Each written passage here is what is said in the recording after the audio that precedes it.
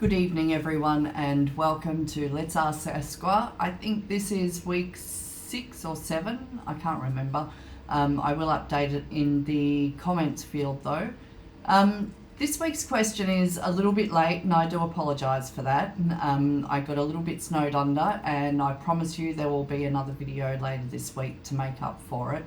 So that means that we should be on time. However, this video tonight is going to be a very, very quick one because it's something that has come in from some of our followers who have noticed a new trend in ASQA email signatures, and they've asked, what is the reason behind this change? So for those of you who are unaware, this particular change is around the issue of people who were previously known as auditors or officers, just everyday sort of employees at ASQA are suddenly now directors or assistant directors, and people are wondering, well, what is the reason behind such a big change in a person's classification? Because obviously the title director or acting director or assistant director is linked to the APS Act and the classification rules, and people are wondering what the consequences of that might be, whether it has an impact on the level of responsibility that a person now has that they didn't have previously, whether it means that there is a change in salary levels. What does it mean for the end user, meaning RTO providers who are actually using or in contact rather with these people who are now all of a sudden directors?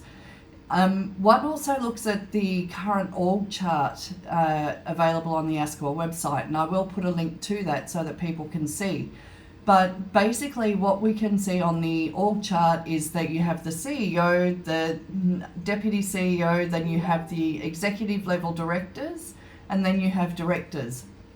People who, in my experience, have always been known as auditors, and in some cases still are just known as auditors, or even those people who were once upon a time officers have all of a sudden had this really significant change, going from officer or auditor to director or acting director or assistant director.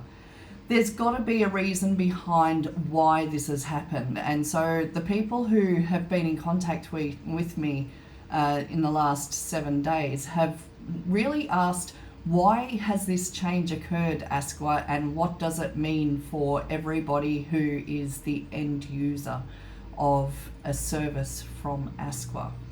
So there you have it for this week's question for Let's Ask ASQA. What is it?